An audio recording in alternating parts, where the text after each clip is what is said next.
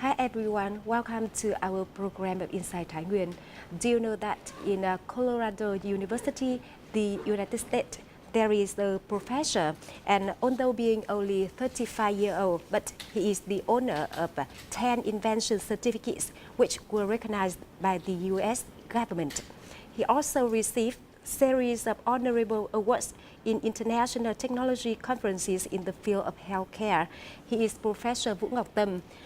In addition, Professor Tam always tries his best to bring more and more Vietnamese excellent students to America and help them to reach the academic title of professor in the shortest time. And in this program today, we will have a short talk with Professor Vu Ngoc Tam. Thanks for joining our program today. And indeed, I'm very happy because I have read many articles about your remarkable achievements. But today I have a chance to talk with you. How long will you be in Vietnam? Thanks for having me. I'm going back to Vietnam for a little bit more than 3 days only. What do you do during this short time? I came back mainly for visiting my family, and I have a educational collaboration between University of Colorado and Hanoi University of Science and Technology. So that's why I'm here this time. Yeah. About your research work in America, why did you come to this land and start your career here? Well, after I graduated from Hanoi University of Science and Technology, I was doing some research on what I should do next, and one thing came to mind was to try something different, and doing a PhD is one of them. And then I went to the US for my PhD, and to my surprise, I liked doing research so much that I decided to stay. And publishing in mobile systems, wearable systems, and addressing real-world problems have attracted me. So that's why I decided to stay in research. And after graduation, I went to University of Colorado to be a professor there. Could you please to introduce some of your more than 10 invention certificates? So we've been working on a very wide variety of different projects, ranging from security. So we have some project on mobile security, meaning protecting your mobile devices. We have projects on protecting airplane, GPS and navigation systems. But a lot of our research these days are on healthcare, where we try to sense humans' signatures, humans' vital signals, including your breathing signal, your brain, your eyes, your muscle signals. We also develop new technologies for everyday sensings, using mobile phone to monitor oxygen level, to monitor lactate, glucose, diabetes, monitor cholesterol, among many other factors and substance inside the human's body. Which invention certificate that you most impressive and pay much attention?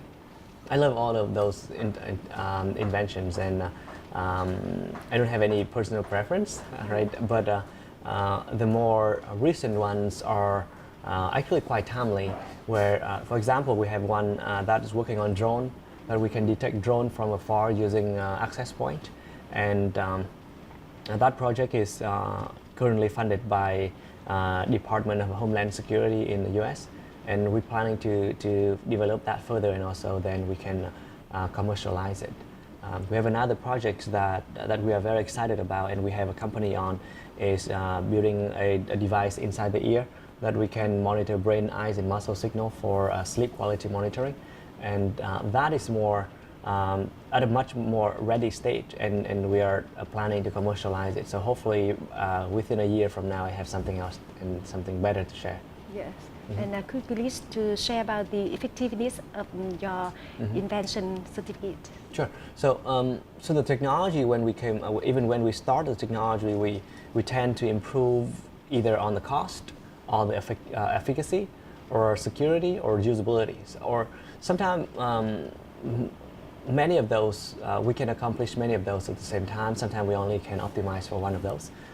For example, with the in-ear device, we address a cost problem. It's about 500 times less expensive compared to the current on the market. and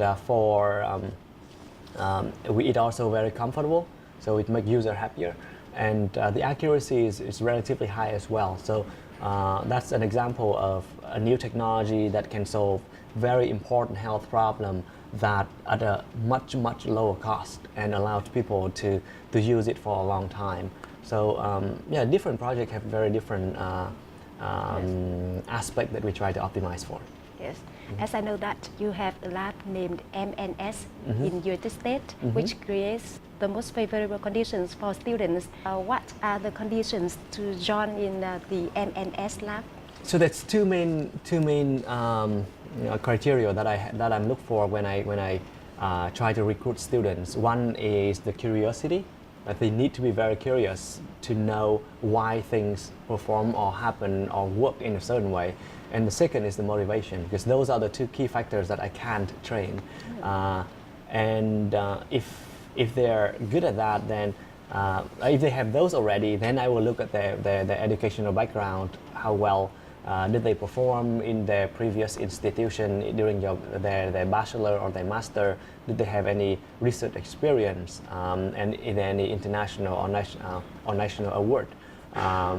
And that's pretty much it. And then I will interview them, and then I work with them for about a few months before I make a decision whether I should bring them on board on the same team. Yeah. As I know that now you have some scholarship for students in Vietnam. So we have a lot of scholarship, and I always have a problem of finding good students than finding funding. We have a lot of funding. We have enough to support now. At this point, we can support around 6 PhD students and 2 postdocs. So we and the scholarship would be covering tuition, salary, travel, among many other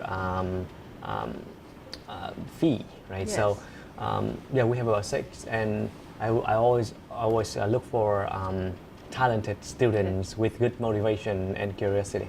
Yes, as you have shared that you have a dream to create a Vietnamese professor tree in America. Right. What did you do, and what will you do to make this dream come true?